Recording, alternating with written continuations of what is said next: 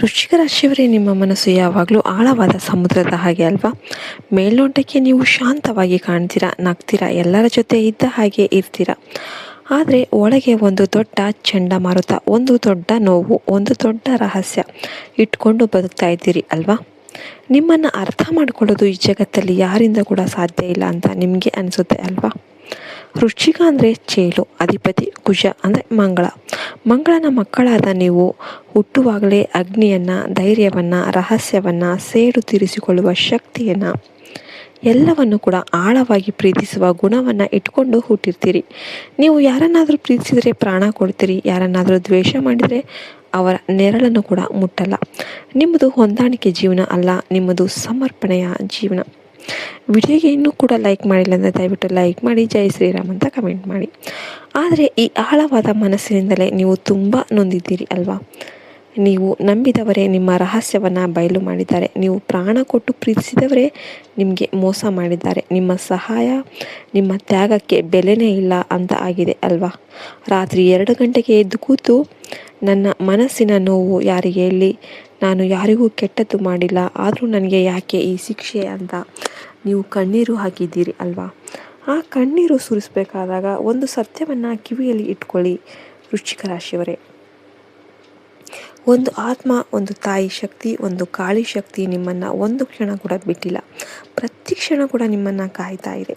ವೃಶ್ಚಿಕ ರಾಶಿ ಅಂದರೆ ಜಲತತ್ವ, ಸ್ಥಿರ ರಾಶಿ, 8ನೇ ರಾಶಿ. ಜ್ಯೋತಿಷ್ಯದಲ್ಲಿ 8ನೇ ರಾಶಿ ಅಂದರೆ ಆಯುಷ್ಯ, ರಹಸ್ಯ, ಪುನರ್ಜನ್ಮ, ಸಂಶೋಧನೆಯ ರಾಶಿ. ನೀವು ಸಾಮಾನ್ಯ ಮನುಷ್ಯರಲ್ಲ. ನೀವು ಸತ್ತ ಮೇಲೂ ಕೂಡ ಮತ್ತೆ ಹುಟ್ಟಿ ಬರುವ ಶಕ್ತಿ ಇರುವವರು. ಎಷ್ಟು ಬಾರಿ ಬಿದ್ದರೂ ಕೂಡ ಮತ್ತೆ ಎದ್ದು ಬರುವವರು. ಜನ ನಿಮಗೆ ಸ್ವಾರ್ಥಿ, ಕುತಂತ್ರಿ, ಕೋಪಿಷ್ಟ ಅಂತ ಪಟ್ಟ ಕಟ್ಟಿದ್ದಾರೆ. ಆದರೆ ನಿಮ್ಮ ಹೃದಯದಲ್ಲಿ ಎಷ್ಟು ಪ್ರೀತಿ, ಎಷ್ಟು ನೋವು ಇದೆ ಅಂತ ನಿಮಗೆ ಮಾತ್ರ ಗೊತ್ತು. ನೀವು ಕೋಪ ಮಾಡೋದು ದ್ವೇಷದಿಂದ ಅಲ್ಲ, ನೋವಿನಿಂದ. ಜ್ಯೋತಿಷ್ಯದಲ್ಲಿ ಇದಕ್ಕೆ ಕುಜಬಲ, ಪಿತೃರಕ್ಷಣೆ, ದುರ್ಗಾ ರಕ್ಷಣೆ ಅಂತ ಕರೀತಾರೆ. 2026 ಜುಲೈ ತಿಂಗಳ ಗ್ರಹ ಸ್ಥಿತಿ ನೋಡೋಣ. ಈಗ ಬುಧ ಮೇಷರಾಶಿಯಲ್ಲಿ ಇದ್ದಾನೆ. ಮೇಷ ನಿಮ್ಮಿಂದ 6ನೇ ಮನೆ. 6ನೇ ಮನೆ ಅಂದರೆ ಶತ್ರು, ರೋಗ, ಸಾಲ, ಸ್ಪರ್ಧೆಯ ಮನೆ. 6ನೇ ಮನೆಯಲ್ಲಿ ಬುಧ ಇದ್ದಾಗ ನಿಮ್ಮ ಶತ್ರುಗಳ ಬಗ್ಗೆ, ನಿಮ್ಮ ಆರೋಗ್ಯದ ಬಗ್ಗೆ, ಆಫೀಸಿನ ರಾಜಕೀಯ ಎಲ್ಲವೂ ಕೂಡ ನಿಮಗೆ ಮೊದಲೇ ಗೊತ್ತಾಗುತ್ತೆ. ನಿಮ್ಮ ಅಂತರ್ಜ್ಞಾನ ಚುರುಕಾಗುತ್ತೆ.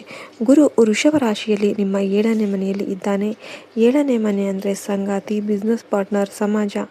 ಗುರು 7ರಲ್ಲಿ ಇದ್ದಾಗ ಮದುವೆ, ಬಿಸ್ನೆಸ್ಸಲ್ಲಿ ದೊಡ್ಡ ತಿರುವು ಬರುತ್ತೆ. ಒಳ್ಳೆಯ ಸಂಬಂಧಗಳು ಕೂಡಿ ಬರುತ್ತೆ. ಆದರೆ ಪರೀಕ್ಷೆ ಕೂಡ ಇರುತ್ತೆ. ಶನಿ ಮೀನ ರಾಶಿಯಲ್ಲಿ ನಿಮ್ಮ 5ನೇ ಮನೆಯಲ್ಲಿ ಇದ್ದಾನೆ. 5ನೇ ಮನೆ ಅಂದರೆ ಮಕ್ಕಳು, ಪ್ರೀತಿ, ಬುದ್ಧಿ, ಪೂರ್ವ ಪುಣ್ಯ. ಶನಿ 5ರಲ್ಲಿ ಇದ್ದಾಗ ಪ್ರೀತಿಯಲ್ಲಿ, ಮಕ್ಕಳ ವಿಷಯದಲ್ಲಿ, ಮಾನಸಿಕ ನೆಮ್ಮದಿಯಲ್ಲಿ ಪರೀಕ್ಷೆ ಇರುತ್ತೆ. ಇಲ್ಲೇ ಆ ದೈವಶಕ್ತಿ ನಿಮ್ಮನ್ನು ಕಾಯುತ್ತೆ.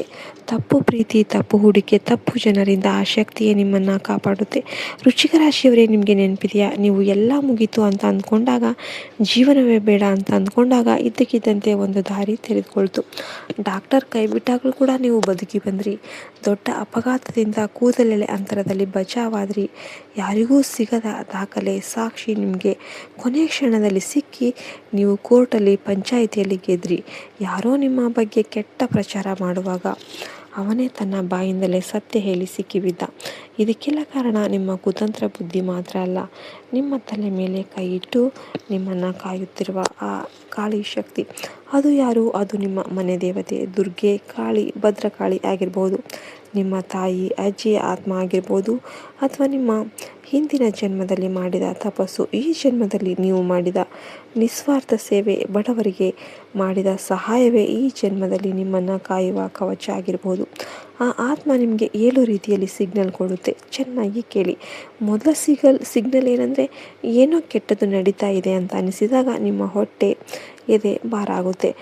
ಉಸಿರು ಕಟ್ಟಿದ ಹಾಗೆ ಆಗುತ್ತೆ. ರಾತ್ರಿ ನಿದ್ದೆ ಬರಲ್ಲ. ಎದೆಯಲ್ಲಿ ಡವಡವ ಶುರುವಾಗುತ್ತೆ. ದೇಹವೇ ನಿಮಗೆ ಎಚ್ಚರಿಕೆ ಕೊಡುತ್ತೆ. ಇದು ವೃಶ್ಚಿಕದ ಮೂಲ ಶಕ್ತಿ. 2ನೇ ಸಿಗ್ನಲ್ ನಿಮಗೆ ಪದೇ ಪದೇ ಚೇಳು, ಹಾವು, ಕಪ್ಪು ನಾಯಿ, ಕೆಂಪು ಹೂವು, ಕತ್ತಿ, ದೇವಿಯ ದೇವಸ್ಥಾನ ಕಾಣಿಸುತ್ತೆ. ಕನಸಲ್ಲಿ ನೀರು, ನದಿ, ಬಾವಿ, ಹಾವು, ದೇವಿ ಕಾಣಿಸುತ್ತೆ. ಅದು ಕುಜನ ಸಹಿ. ಆ ದೈವಶಕ್ತಿ ನಿಮ್ಮ ಜೊತೆ ಇದೆ ಅಂತ ಅರ್ಥ. 3ನೇ ಸಿಗ್ನಲ್, ನೀವು ದುಃಖದಲ್ಲಿ ಕುಸಿದು ಕೂತಾಗ ಯಾರೋ ಬಂದು ಒಂದು ಪುಸ್ತಕದ ಮೂಲಕ, ಒಂದು ಯೂಟ್ಯೂಬ್ ವಿಡಿಯೋ ಮೂಲಕ, ಒಂದು ಮಂತ್ರದ ಮೂಲಕ ನಿಮಗೆ ಸರಿಯಾದ ಪರಿಹಾರ ಸಿಗುತ್ತೆ. ಇದ್ದಕ್ಕಿದ್ದಂತೆ ಮನಸ್ಸು ಹಗುರವಾಗುತ್ತೆ. 4ನೇ ಸಿಗ್ನಲ್ ಕನಸಲ್ಲಿ ತಾಯಿ, ದೇವಿ, ಹಾವು, ನೀರು, ಶಿವಲಿಂಗ ಕಂಡ್ರೆ ಅದು ರಕ್ಷಣೆಯ ಸಂಕೇತ. ನಿಮ್ಮ ಪೂರ್ವಜರು ನಿಮಗೆ ಆಶೀರ್ವಾದ ಮಾಡ್ತಿದ್ದಾರೆ ಅಂತ ಅರ್ಥ. 5ನೇ ಸಿಗ್ನಲ್ ನೀವು ಸಹಾಯ ಮಾಡಿದ ಆಸ್ಪತ್ರೆ, ಸ್ಮಶಾನ, ಪೊಲೀಸ್ ಠಾಣೆ, ಕೋರ್ಟ್ ಅಥವಾ ನೀವು ದಾನ ಮಾಡಿದ ಸ್ಥಳದಿಂದಲೇ ನಿಮಗೆ ಆಪತ್ಕಾಲದಲ್ಲಿ ಸಹಾಯ ಬರುತ್ತೆ. 6ನೇ ಸಿಗ್ನಲ್ ಆರೋಗ್ಯ ಕೆಟ್ಟಾಗ ಸರಿಯಾದ ಡಾಕ್ಟರ್, ಸರಿಯಾದ ಮಂತ್ರ, ಸರಿಯಾದ ಔಷಧಿ ತಾನಾಗಿಯೇ ನಿಮ್ಮನ್ನು ಹುಡುಕಿಕೊಂಡು ಬರುತ್ತೆ. ವೃಶ್ಚಿಕರವರು ಮಾಮೂಲಿ ಔಷಧಿಗಿಂತ ಆಯುರ್ವೇದ ಮಂತ್ರ ತಂತ್ರಕ್ಕೆ ಬೇಗ ಗುಣ ಆಗ್ತೀರಿ. 7ನೇ ಸಿಗ್ನಲ್ ನಿಮಗೆ ಮೋಸ ಮಾಡಿದವರು, ನಿಮ್ಮ ಹೆಸರು ಹಾಳು ಮಾಡಿದವರು ಅವರೇ ತಮ್ಮ ತಪ್ಪಿನಿಂದ ಅವರೇ ಮಾಡಿದ ಕುತಂತ್ರಕ್ಕೆ ಸಿಕ್ಕಿ ಬೀಳ್ತಾರೆ. ನೀವು ಪ್ರತೀಕಾರ ತೀರಿಸಿಕೊಳ್ಬೇಕಂತೇನಿಲ್ಲ, ಕಾಲವೇ ಅವರಿಗೆ ಪ್ರತ್ಯುತ್ತರವನ್ನು ಕೊಡುತ್ತೆ. ವೃಶ್ಚಿಕ ರಾಶಿ ಅಂದರೆ ಜನನಾಂಗ, ರಕ್ತ, ಹಾರ್ಮೋನ್ಗಳು. ನೀವು ಟೆನ್ಷನ್ ಮಾಡಿಕೊಂಡ್ರೆ ಮೊದಲು ಈ ಭಾಗಕ್ಕೆ ಹೊಡೆತ ಬೀಳುತ್ತೆ. BP, ರಕ್ತದ ಕಾಯಿಲೆ, ಗ್ಯಾಸ್ಟ್ರಿಕ್ ಬರುತ್ತೆ. ಹಾಗಾಗಿ ಆ ಆತ್ಮ ನಿಮ್ಮ ಆರೋಗ್ಯವನ್ನು ಮೊದಲು ಕಾಯುತ್ತೆ. ಈಗ ಪರಿಹಾರ ಕೇಳಿ, ಇದು ನಿಮ್ಮ ಜೀವನವನ್ನೇ ಬದಲಾಯಿಸಬಹುದು. ಬೆಳಿಗ್ಗೆ ಎದ್ದು ನನ್ನ ಮನಸ್ಸು ಆಳವಾಗಿದೆ, ಶುದ್ಧವಾಗಿದೆ, ನನ್ನನ್ನು ಯಾರೂ ಕೂಡ ಮುಟ್ಟೋದಕ್ಕೆ ಆಗೋದಿಲ್ಲ ಅಂತ ಹೇಳ್ಕೊಡಿ. ಪ್ರತಿ ಮಂಗಳವಾರ ಓಂ ಅಂಗರಕಾಯ ನಮಃ ಅಂತ 27 ಸಲ ಜಪ ಮಾಡಿ. ಹನುಮಾನ್ ಚಾಲಿಸ ಕೇಳಿ. ಮಂಗಳವಾರದ ದಿನ ಕೆಂಪು ಬಟ್ಟೆ, ಕೆಂಪು ಮಸೂರ ದಾಲ್, ಬೆಲ್ಲವನ್ನು ದಾನ ಮಾಡಿ. ಬಡವರಿಗೆ ರಕ್ತದಾನ ಮಾಡಿ. ಇದು ನಿಮಗೆ ದೊಡ್ಡ ರಕ್ಷಾ ಕವಚ. ಕೆಂಪು ಹೂವಿನಿಂದ ದುರ್ಗೆಗೆ ಪೂಜೆ ಮಾಡಿ. ರಾತ್ರಿ ಮಲಗುವ ಮೊದಲು 1 ಲೋಟ ನೀರು ಇಟ್ಕೊಂಡು ನನ್ನ ಎಲ್ಲ ನಕಾರಾತ್ಮಕ ಶಕ್ತಿ ಈ ನೀರಿನಲ್ಲಿ ಹೋಗಲಿ ಅಂತ ಹೇಳಿ ಬೆಳಿಗ್ಗೆ ಆ ನೀರನ್ನು ಗಿಡಕ್ಕೆ ಹಾಕಿ.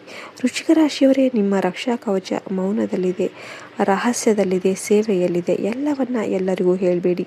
ನಿಮ್ಮ ಯೋಜನೆ, ನಿಮ್ಮ ನೋವು, ನಿಮ್ಮ ದುಡ್ಡಿನ ವಿಷಯವನ್ನು ಗುಪ್ತವಾಗಿಡಿ. ಮುಂದಿನ 6 ತಿಂಗಳು ನಿಮ್ಮದು ಪೂರ್ವಜನ್ಮದ ಪುಣ್ಯದ ಕಾಲ ಆರಂಭವಾಗುವ ಕಾಲ. 6ನೇ ಮನೆಯ ಬುಧ ನಿಮ್ಮ ಶತ್ರುಗಳನ್ನು ನಿಮ್ಮ ಮುಂದೆ ಮಂಡಿಯೂರಿಸ್ತಾನೆ. ಹಳೆಯ ಸಾಲ, ಹಳೆಯ ಕಾಯಿಲೆ, ಹಳೆಯ ಕೇಸ್ ಎಲ್ಲವೂ ಮುಗಿಯುತ್ತೆ. ಆದರೆ ಮಾತಿನಲ್ಲಿ, ಕೋಪದಲ್ಲಿ ಏನನ್ನು ಮಾತನಾಡಬೇಡಿ, ಸಹಿ ಆಗಬೇಡಿ.